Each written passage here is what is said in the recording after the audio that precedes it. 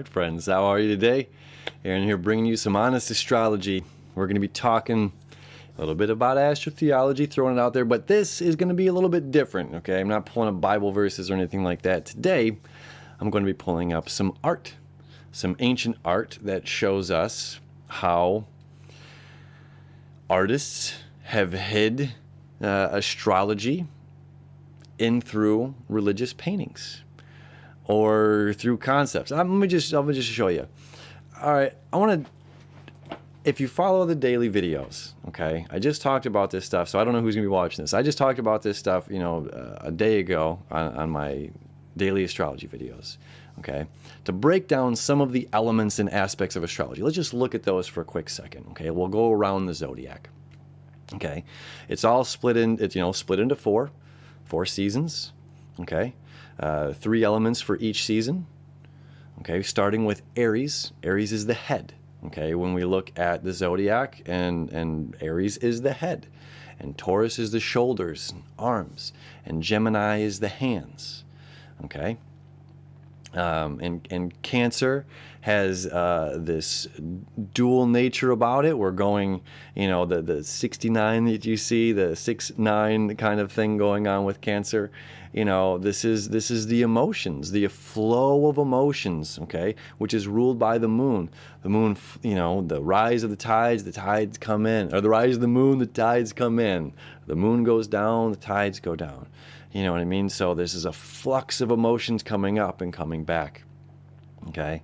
And we have the headstrong Leo, okay? Not the head, but at the same time, this is a very strong I am the sun kind of energy, okay? Then we have the balancing scales of Libra, wanting to make everything balanced in the world. We have Scorpio after that, which is the hidden water sign, you know, emotional, but it's about the occult and these hidden things. And it can often be looked at as a sign that's, you know, once that water freezes over, you know, like the sting of the Scorpio, once that water freezes over, you're never going to get them to forgive, you know, it's just a, you know, whatever. Then you have Sagittarius, which is the philosopher, right? Standing and preaching and saying their beautiful words. Now, I'm not making fun of anything, okay? I'm exaggerating all of this for a reason. I'm going to show you in a moment, okay? And then we have Capricorn, you know, Chronos, father time, all right? And we have Aquarius, the water bearer, okay? Water, it's the water that flows, it's the water in the air that allows electricity to flow, which is why it's ruled with Uranus and breakthrough and technology and all this stuff. And then we have Pisces, the 2 fish, which is the end of the zodiac, the eldest, the wisest, okay?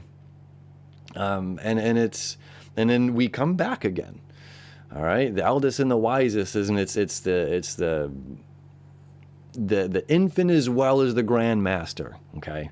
So it's still at the same level, but at the same time, years and years beyond, okay? Now, what I'm going to show you is Leonardo da Vinci's Last Supper, okay? Through the lens of astrology. And what we have here is spring, okay? Let's notice that we have the 12 disciples, Jesus, okay? Jesus is the sun. Literally, you know, this isn't a figuratively. Jesus is the sun, okay? And if we look at how this painting is, we look and follow these lines, okay? There is this kind of arc that's happening, how things are flowing out, if you look at the lines, as if this were, you know, sunbeams coming out from this one point. All right, so just bear with me for a second. If you're skeptical, just let's watch this unfold together. Okay, now this is the Last Supper. So we have the first 3 signs of the zodiac. Okay, so this is spring. Then we have summer. Notice how they're split into 3 groups. We have autumn, and we have winter. Now we know that the sun dies in wintertime. Where is the light shining in this painting? The light is shining over here in wintertime, okay? Just throwing that out there. Now we have Aries, okay, the head of the table. the assertive one with his hands on the table, leaning in. Okay. Now, these are all, these are micro things that are hidden within this painting to show people, okay, to show us, even if it's years and years and years and years later, like right now, to show us that Leonardo did not believe, and he was commissioned by the church to create this. Now, I'm going to show you another painting after this too. That's really fascinating, because these old Renaissance painters, these old painters, they didn't believe. They did not believe in religion and Christianity and stuff like we do today. And it's astrology. It's all astrology. All right, and we're no longer in the age of Pisces, which was ruled by the Jesus character. We're in the age of Aquarius. Okay, so this old age must fall, and we must go into the age of knowing, not just believing. We're not just believing what anybody tells us. We're doing the work, and we're studying it ourselves. The North Node's down in Gemini right now, saying seek your own path. Don't believe everybody else. So fact check this. All right, so Aries, the head, hands on the table. Okay. Taurus the Bull, with its hands on the shoulders and the arm. Okay, let me just zoom in here so you can see this a little bit better. It's a little pixelated, but you get it. Okay, Aries, the head, hands on the table, assertive in action. Taurus, showing its hands on the shoulders. Gemini, the left, right, the duality. Okay, our masculine, our feminine, the positive, the negative. Okay, now we move over here to summertime, and we have the, anytime we talk about the water signs, we're talking about hidden stuff. Okay, emotions are hidden. Our deep desires of power, or desires for sexual encounters. This stuff is hidden. This isn't on the surface. It's our actions that bring them and manifest them, or our imagination and our dreams and our intuition. These things are all hidden. So the water signs are always kind of hidden, right? So this hidden water sign of Cancer. And then look, how we have that 6-9 kind of pattern going on here. All right. And this is like negative emotion and positive emotion, loving, and then not so much. Okay, he got a dagger in his hand there. And then we move over to Leo, all right? Leo the lion, this young, brave person. The only one out of everyone, let's take a look at this for a second. The only one so bold to be reaching for food and have their elbow on the table. Okay? That's a bold move. Okay? And then we have the only feminine looking one out of all of this. Which that whole movie that came out, is this Mother Mary? Mary's the moon, all right? Jesus is the sun. Mary, the woman of the night. Okay, Jesus, the sun that lights the world and walks on water. Okay, so we've got Virgo, the virgin, and we even have this almost kind of V thing going on here, Virgo. Okay, the feminine one of the sign, the feminine one of the zodiac. All right, we've got the sun in the middle, and then what? What's right after Virgo season? When we go south, it's about balance. Okay? I mean, is this not jumping out to you just in the most amazing way right now? We've got balance here with Libra as we're moving into autumn. We have the hidden sign of Scorpio with this little stinger right there. Okay? How great is this? And then we've got what? We've got the philosopher standing up and saying, it was me. I'm the one that stabbed you with my spear. I'm the one that shot you with my arrow. I am the prophet. I am King Jupiter. It is me. All right? Now, we have to remember that when this is, again, this being the Last Supper, this is this time right before the sun dies. Okay, so the sun dies on the southern crux of the zodiac, and it dies where? On the 21st of December, which it moves from Sagittarius over there to Capricorn. Okay, so during that time, it moves from Sagittarius to Capricorn, and we see the Sagittarian centaur with its spear or with its arrow that pierced the side of Jesus, pierced the side of the sun. Okay, so the prophet is standing explaining, it's me. I'm the one that killed you. Okay? And now, let's get into winter here. Chronos, father time, like an hour hand and a minute hand. All right? It's simple. It's simple. And then we have what? Where's this guy's pitcher of water that he's holding? You see him holding a pitcher of water. Hands don't move in this direction. You see this is Aquarius the water bearer. Okay? You draw on a pitcher of water there, and that's it. Okay? And then we have the eldest at the end of the table. Okay? And how his hands are positioned are also important as the actual sign of Pisces. You know, it's the two fish is not like the 6-9 kind of thing. It almost is kind of like a V. It's open like this. So one fish is going this way and one's kind of going that way. Okay, and at the end, pointing back to the beginning again. Back to Aries. And so we begin again. The beginning. And then Pisces gives it back to the end and the beginning and to the end. Okay? So Leonardo painted Jesus and the 12 disciples, the sun and the 12 signs of the Zodiac, the 4 Gospels, okay, the 4 seasons. He painted this to give us clues, to hide it so that the church couldn't see what was happening. They couldn't quite make this out unless they had a good understanding of astrology, okay? Now, even funny, the fish that's on the table, okay, this isn't a super high def resolution video or image. However, you can look this up, and I encourage you to.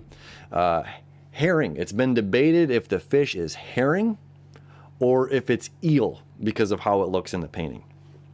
And not salmon, nothing, okay? It's the only two that it could possibly be by the look of it and how it's painted is herring or eel. It's not eel. Jesus rules Pisces, okay? It rules the two fish. And in northern Italy, there's a word called heringer, Heringer, which means to denounce faith, to denounce religion, okay? So this is a giant smack in the face that the church has asked Leonardo to paint this painting, okay?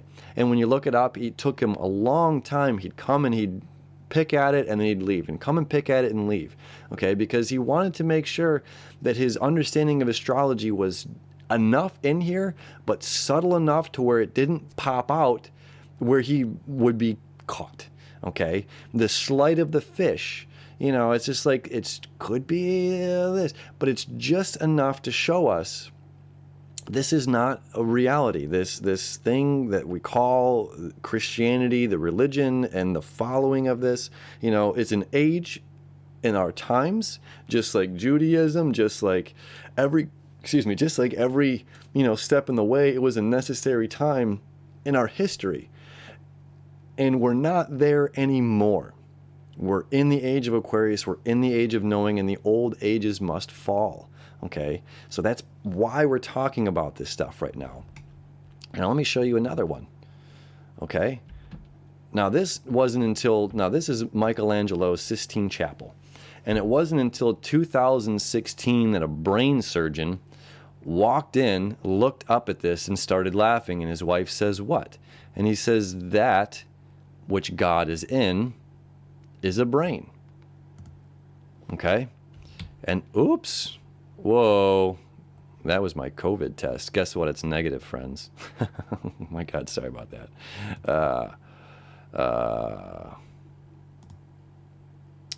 Okay, there we go.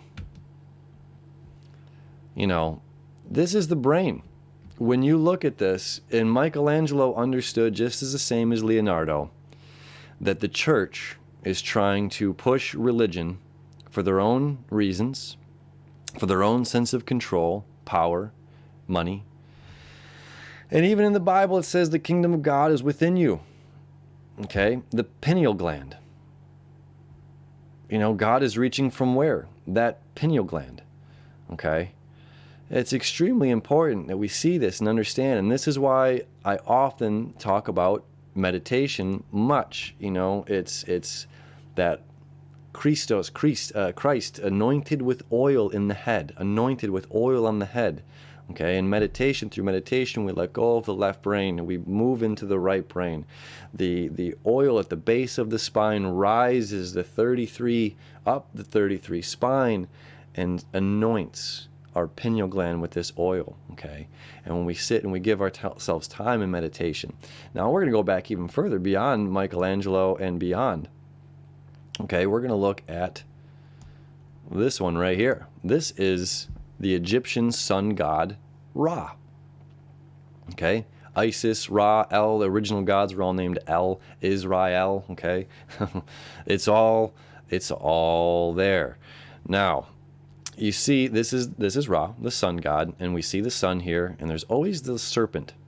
Okay, serpent's very wise. Its belly lowest to the earth, connected the closest to this earth. Okay, so the serpent in ancient times has always been a very wise creature. Now, let's take a look at the pharaoh head. All right, we have up here, where near the pineal gland, okay, the third eye, the serpent. Okay, because this is a representation of the sun. Okay, this is a representation of the sun. This right here, this line, is the horizon line. As above, so below. And this beard is the reflection of the sun on water. Oops. Nope. There we go. Okay. You see this? The sun, the pineal gland, the beard. Okay? Jesus the sun that lights the world, that walks on water. All right? So all of these have been put here to give us clues, to answers, to bringing it back to self. Okay? The sun. Sunday, the day that we worship the sun. You know, this has to do with any human that ever walked the face of this earth. Ra was never a person that walked the face of this earth. The Egyptian pharaohs understood, or the Egyptians in general understood the horizon line, the above and so below. As above, so below. Okay? So, this is just a fun kind of... Oh, and last, what was it? The Apostle Paul, who wrote, the book of Revelations, and wrote the Last Supper, and he says, and then the sun dances around with the 12 disciples, or Jesus danced around with the 12 disciples. This is again like furthering more like the astrological context within the Bible itself. Not to be taken literally, but to be taken and looked at through this astrological and numerology, a lens. So that we're seeing this isn't a real physical thing, and it's time now where we're at here in 2020 to free ourselves. Okay? How many wars have been fought in the name of Jesus? How many wars have been fought in the name of Krishna? How many wars have been fought in the name of whomever? Buddha, I think, is the only one that there's been no wars fought in the name of Buddha. And that was 1,000 years before Jesus. And then what? This is 4,000 years. The Egyptians 4,000 years before. Okay, and then we got to look at a huge difference between Egyptian mythology and the commandments versus Christian mythology. It's mythology and the commandments. I shall not steal. I shall not commit adultery. I shall not bear false witness.